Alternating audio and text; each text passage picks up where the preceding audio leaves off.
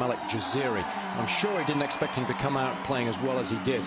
And he was lucky not to be a set down there, Songa, and of course went the distance in the end before eventually prevailing. So, you know, if you can get off to a really good start, if you can forget about the size of the occasion and the fact that you're playing one of the greatest players ever to have graced our sport, and you actually just say, I've got nothing to lose here, I can go out and open my shoulders, and you happen to have some big weapons. I mean, that was the big advantage yesterday for Jaziri. He had a huge forehand and he served well, he took the return on, hit a lot of winning shots and rushed Songa into error. If you have those weapons and they're working well, it's possible you can get off to a decent start, and then you never know. That's the attitude you've got to have, isn't it? It might be my day. Yeah. But it's not going to be your day if you go down a break early against these great players. Incredible, really, that two Slovenians in the top 120. Zemlja 116, Kavcic at 92. Such a small tennis nation, and how many of these smaller tennis nations are having sort of one, possibly two players around the top 100 mark? Yeah, it's an exceptionally good effort.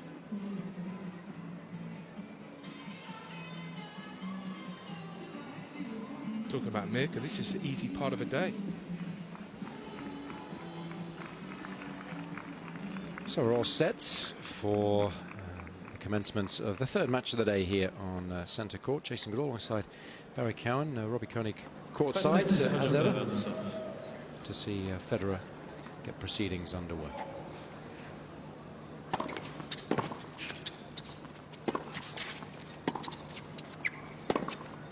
And he's slow out of the blocks. I'm not sure I've ever seen anyone take that forehand as early as Roger Federer. Even John McEnroe years ago. That's a tougher shot as well, isn't it? Because, all due respect to McEnroe, who of course was an absolute genius on the court, Federer's trying to hit with a lot more topspin, so it's much more difficult to time it as sweetly as he does most of the time.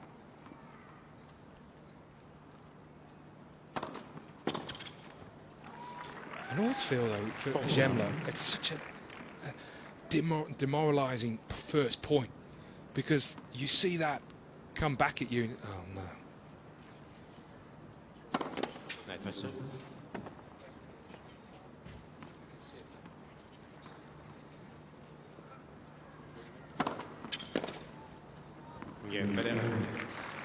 It's a nice swift start, and time now for us to touch base with Robbie. Just give us an update, mate, on the latest conditions down there. Still as windy as it was earlier and getting colder by the second? Definitely, hit the nail on the head. That's exactly it. See Roger doing a couple of side to side, just trying to keep warm, and it is very cold. I mean, I think the ball through the air is going to be very slow as a result of it being so cold. And of course, it's all about game management in these kind of conditions. And a smart shot selection. 15 love.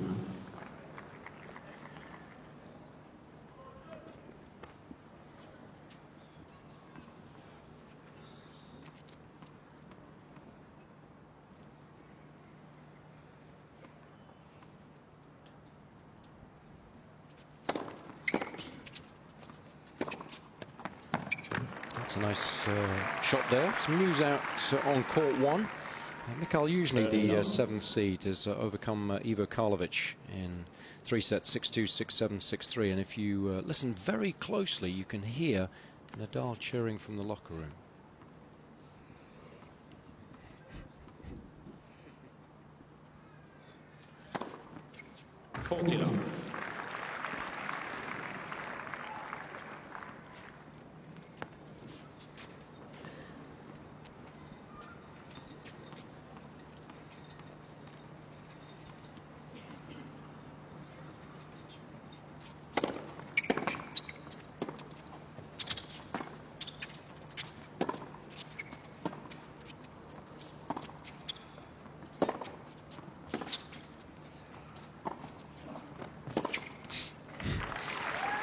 Nice little shot from Federer.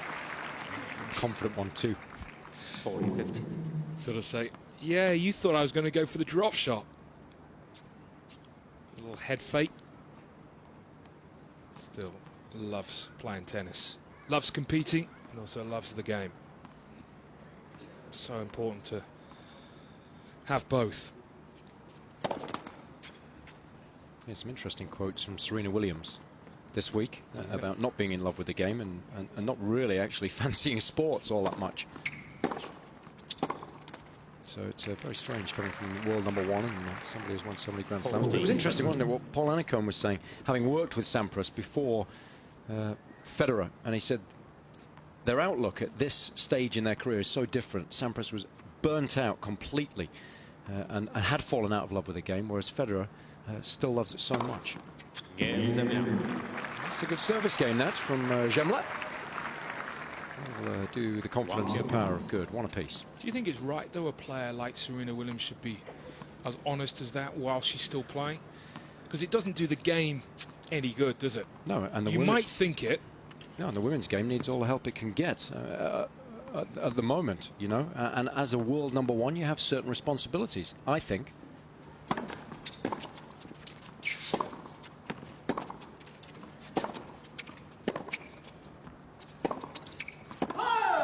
And I think we're lucky in this era that likes of Federer and Nadal do have such respect for the history of the game and what it means to be world number one. Djokovic now as well, and have given back to the game so much over the years. It wasn't always the case.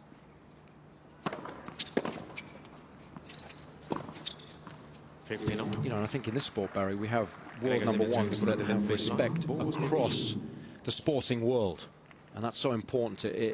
They've done wonders in raising the level of the game.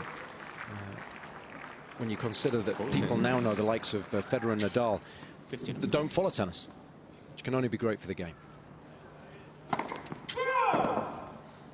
Serena too has a very high profile, especially in America.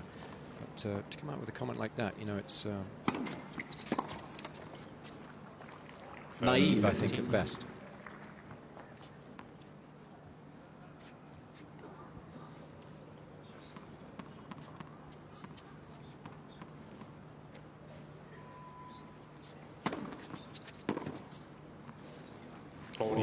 That's a smart serve from Federer, using the wind. Yeah, I used that a little bit yesterday, and I liked it because, as Robbie Koenig was suggesting earlier, in the wind, the slower the shot that you hit, the more it moves through the air. Tougher it is to time, generate your own pace.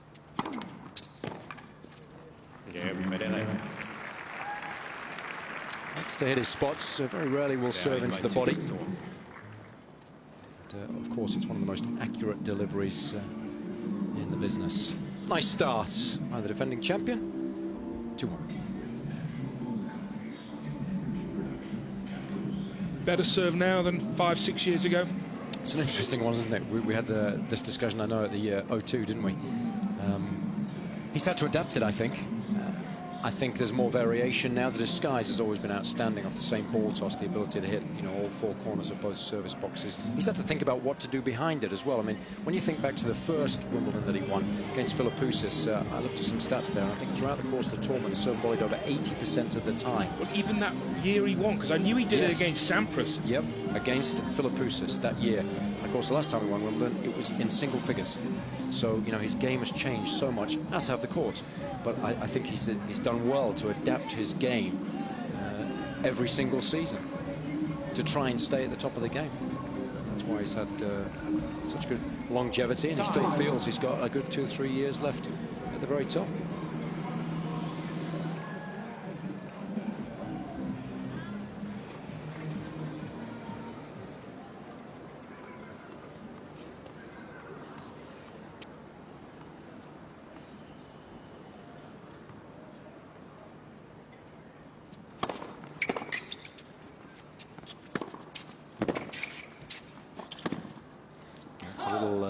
Heavy-handed there. Sensible shot from Federer, just to keep Zemlja thinking all the time. Good opening service game. Needs another one here, though. That's a shot that has become so difficult to play. Roger Federer, that single-hander pass.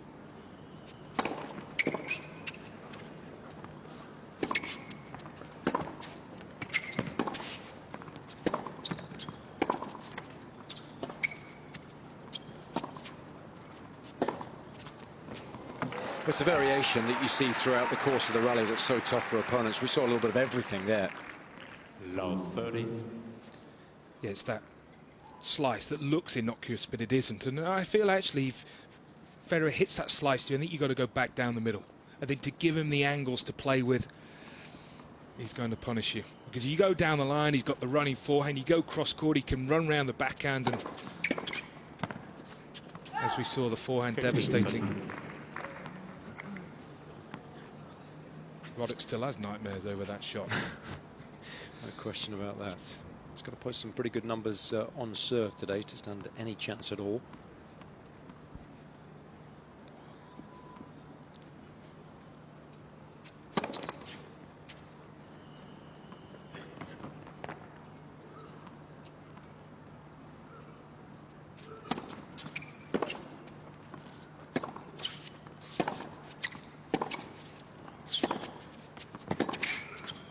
Good length.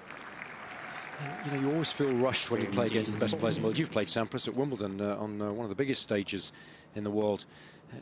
It's tough, isn't it, when you're always feeling like you're playing off your back foot? And the ball comes through a lot quicker than you normally expect.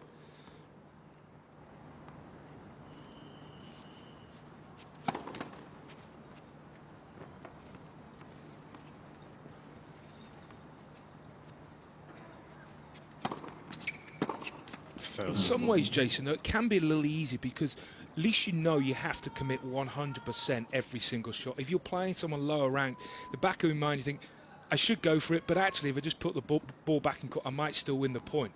Yeah, no, I often make that point when, you know, players come up against the best players in the world. You know, there's no line there that needs to be drawn. It's got to be your best or nothing.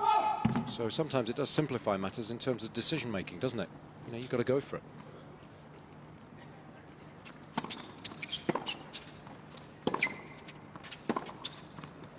It's a wonderful backhand. We've seen Federer's vast array of ground strokes already in the opening 4 games here, and they all seem to be working exceptionally well so far. No pressure created as yet by Zemlja. Federer leads 3-1.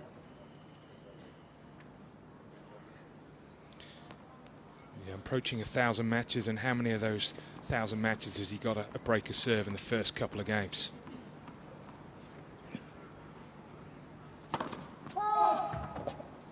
One of the best players I've ever seen at starting fast.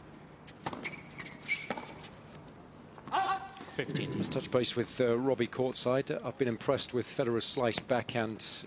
Robbie, what's it like seeing the trajectory of that shot fizz over the net an inch or so above it and then stay about 6 inches off the floor? Yeah, but it's so tough to guard against when you're the opponent.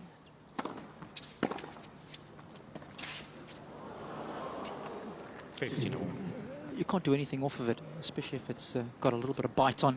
It is such a good neutralizing shot when he's defending. But of course, when he's attacking the slice as well, it just causes so much problems to the guy on the other side of the net. Nice shot to use in the wind as well, isn't it? Highly effective. Such a high percentage play, isn't it? That's the key. Out. 30-15. Of course, it's all about bringing the margins in when you're playing the wind. Playing the percentage as well. We were speaking a little earlier, Jason, about how well Nadal does that. That's what makes him such a good player in the wind.